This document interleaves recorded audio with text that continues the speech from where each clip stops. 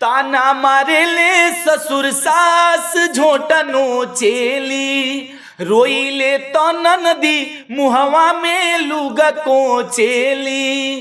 ताना मारे ले ससुर सास झोटा नोचेली, रोइले तो ननदी मुहवा में लुगा कोचेली।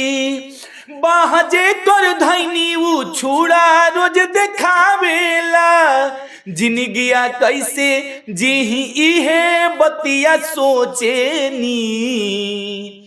हमारे साथ मौजूद हैं संगम प्रेम राजा, अब इनसे ही जानेंगे। सबसे पहले स्वागत है। बहुत बहुत धन्यवाद। अच्छा, वो क्या है, मतलब जब लड़की का जब शादी होता है तो देखा दिखौल तो बाद में हो जाता है, गाँव की भाषा बोला जाता है देखा दिखौल। हाँ, उससे पहले तय हो जाता है कितना में बेचेब और कितना में खरीदेब। सही बात है। बात तो ही हुआ बेचना और खरीदना, तो कहने के या लड़का बेचा रहा है या लड़की लड़के को खरीद रही है, ये क्या सत्य है, ये आप एक बार बताइए। और लड़की को क्या क्या सुनना पड़ रहा है, क्या क्या झेलना पड़ रहा है। सबसे पहले तो हम गायक संगम प्रेम राजा सब लोग के गोड़ छू के गोड़ लागतनी, आशीर्वाद कमेंट में कह देव जा। पूछे भैया कि मतलब के खरीदता के बेचता। सबसे पहले तो हम ये कहब कि कोनो पक्ष होखे, लड़का होखे चाहे लड़की के होखे, लोग के दहेज लेही के ना चाहे, सबसे हाथ जोड़ के विनती बा। और एगो हम वही पर गीत बात तैयार जौन सुनावे जाता निरुआ के, एगो बेटी बिया ओकर विदाई हो गई बाटे। आप कहनी कि बाद में क्या हुई, तो बस वही मैटर है कि अब बाद में क्या हो रहा है उस चीज़ को हम बता रहे हैं आपको। कि लड़की के विदाई हो गई बा, ओकर बाद ओकरा ससुरा के लोग ओके कैसे तंग करता, तो बेटी अपना बाबूजी के चिट्ठी लिखतिया, एक गीत के माध्यम से सुनिए। हमके ससुरा से तू बुलवा लो हमरी बाबूजी, हमके ससुरा से तू बुलवा लो हमरी बाबूजी। जान आफत में बा बचा लो हमरी बाबूजी, हमके ससुरा से तू बुलवा लो हमरी बाबूजी, हमके ससुरा से तू बुलवा लो हमरी बाबूजी। और आगे बेटी का कहती है, सब दहेज खाती होता। ताना मारे ले ससुर सास झोटा नोचेली, रोइले तो ननदी मुहवा में लुगा कोचेली।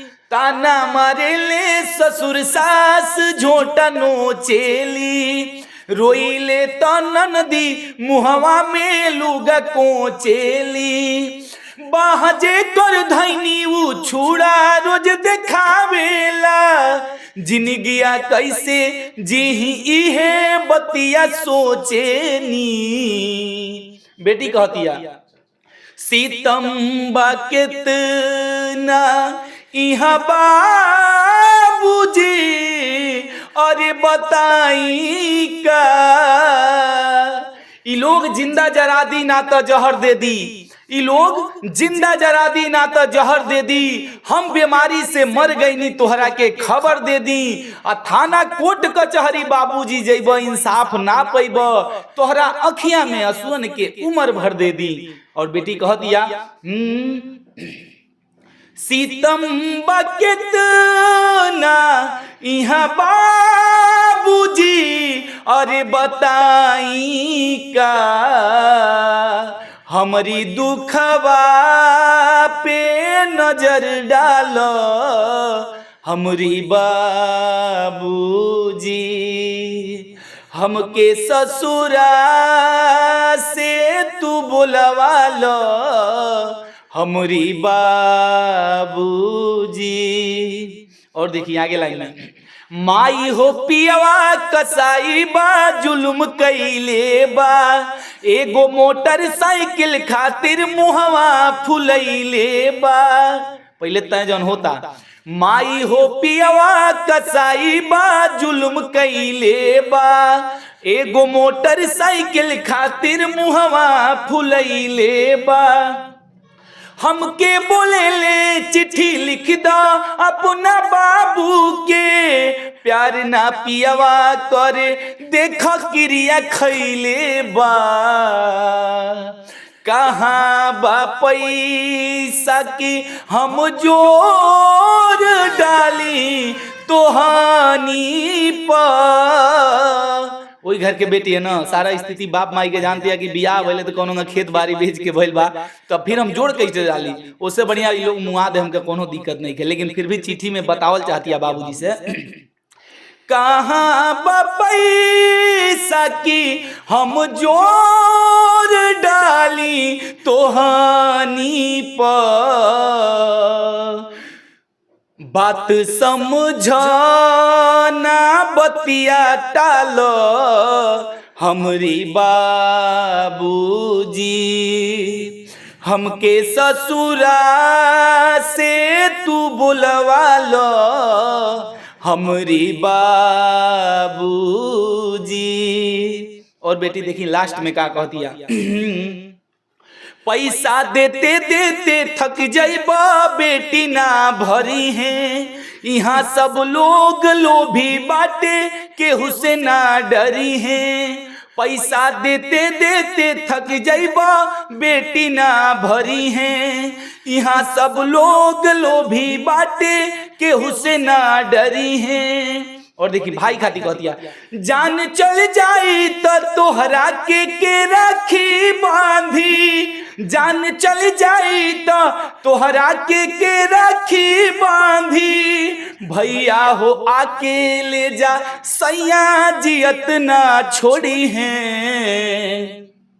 नहीं अइबा तो बहिनिया से भेंट ना होई। चिट्ठी भइयो से तू पढ़वा दो हमरी बाबूजी, हमके ससुरा से तू बुलवा लो हमरी बाबूजी। जान आफत में बा बचा लो हमरी बाबूजी,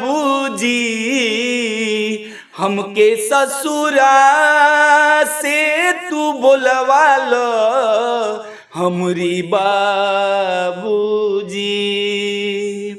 हमके ससुरा से तू बुलवा लो हमरी बाबूजी।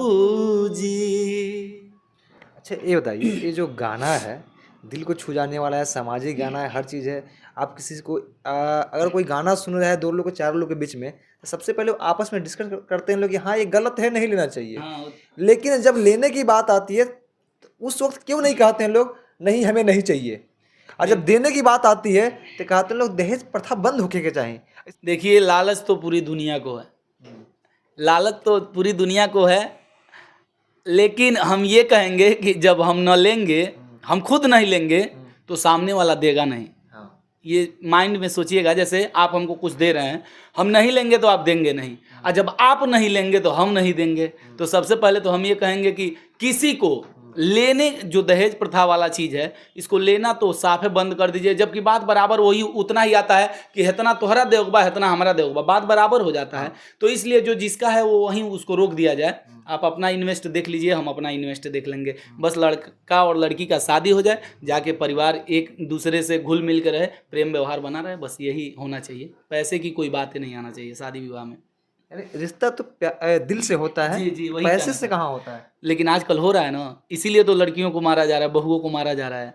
तो इसलिए हम सबसे हाथ जोड़ के रिक्वेस्ट करेंगे कि ऐसा कोई ना करे, और दहेज प्रथा को जितना हो सके रोकने का प्रयास किया जाए। आपका दिमाग में क्या विचार चल रहा है, लेना चाहिए या देना चाहिए या बिकना चाहिए या खरीदना चाहिए? जो भी विचार है कमेंट बॉक्स में कमेंट जरूर कीजिएगा, और फिर मिलते हैं आपको अपने अगले वीडियो में। तब तक के लिए धन्यवाद।